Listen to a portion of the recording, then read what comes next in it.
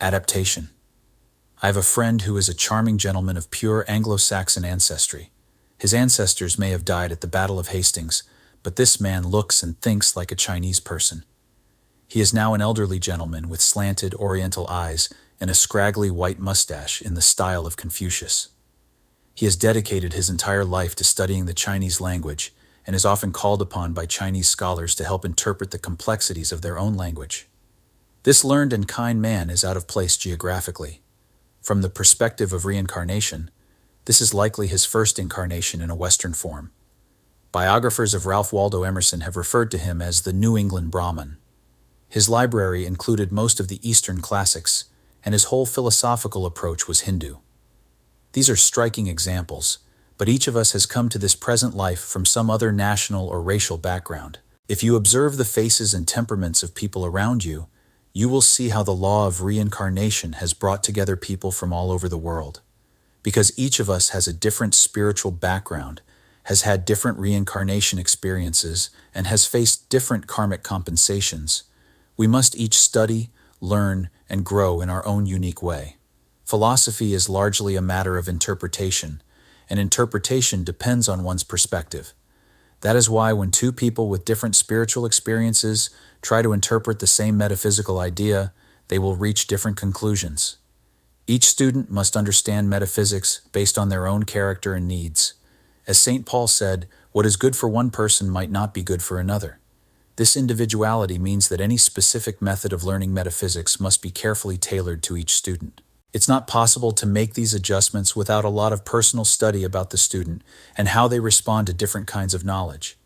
That's why this book will avoid any form of metaphysical practice that could cause harm or disappointment. There are two main branches of metaphysics: Eastern and Western.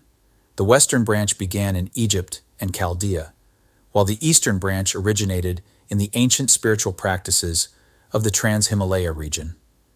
The Western school developed in a more objective way, with Plato being its most famous philosopher. The Eastern school, focusing more on subjective experiences, reached its peak with the teachings of Gautama Buddha. In the Western world, people tend to focus on what they can see. They value physical things and strive for power and status. Modern industrial society, with its emphasis on efficiency and lack of idealism, is a result of this objective way of thinking, which is common among Westerners. In contrast, the Hindu perspective values the invisible as real and sees the visible world as an illusion. The Eastern mind clearly understands the spiritual powers at work. The goal of Eastern philosophy is to let go of all physical attachments and possessions. Eastern sages aim for complete detachment and dream of a time when they have nothing, while Westerners often dream of having everything. In the East, wisdom is considered true wealth. In the West, people desire physical and visible possessions. We know that extremes are not perfect and that moderation is the greatest virtue. So, wise people today are trying to combine Eastern and Western ideas to find a balance between attachment and detachment, and between having things and giving them up. In our modern education system, millions of young people are taught the same things. Their education often ignores spiritual values, as the focus on sports and social events distracts them from the more serious aspects of learning. In the East, the groundwork for a metaphysical life is laid during childhood. A typical Hindu boy by the age of 12 knows more about religion than most American clergymen do by age 60. Mysticism is a natural part of life in the East, while in the West, it often has to be pursued with great effort, sometimes sacrificing financial security. I once saw a Brahmin beggar sitting by the burning ghats along the Ganges River. He couldn't read or write, but he could recite the entire Veda from memory. His recitation was very fast and took about 14 days, as the Veda is much longer than the Old Testament of the Bible. You might wonder, did this holy man understand what he was reciting? For the most part, the answer is yes. He is one of 4 million Hindus who have given up all worldly possessions, homes, and security to travel from one sacred place to another. In the East, this is known as the religious life. While no one would suggest that a Western seeker of truth should follow this path, a Hindu scholar once told me, "A man who gives his all for what he believes cannot give more." We are mainly a materialistic society, and few Westerners are not influenced by material values, attachments, and ambitions. For us, metaphysics is often just a hobby, a luxury, or a temporary interest. We must accept the material nature of our society as part of a divine plan. Like the prodigal son in the Bible, we must metaphorically go down into Egypt and tend to pigs. In the end, we will be richer for all the experiences we gain. We will become wiser and nobler because of our journey through darkness and mistakes. The reward for our experiences is that we will gain wisdom, courage, vision, and truth, making us greater than angels.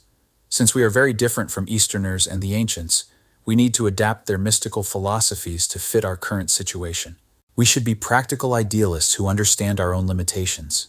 Everyone wants to be wise, but individuals and cultures must approach the idea of wisdom in different ways based on their own understanding and experiences. From a metaphysical point of view, our material nature creates a sense of isolation. As long as we deny the reality of spiritual worlds, they will remain closed to us. If we continue to live by material standards in a divine world, we cut ourselves off from the many divine energies that fill all existence and support all life. For Easterners, God is present within everything, the very essence of all things. For Westerners, God feels distant and is something to be approached with fear and respect, like entering the presence of a powerful king. In the search for truth, we must consider these differences and adapt spiritual practices to meet various needs. The fast pace of Western life makes it hard for us to adopt the slow, meditative lifestyle of the East. A great Indian saint was once asked to come to America to teach, and he was horrified, saying that the chaos of Western life would be too much for his sensitive nervous system.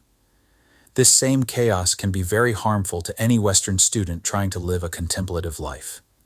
The busy atmosphere of a large Western city can be jarring and negatively affect the sensitive parts of the soul and nervous system.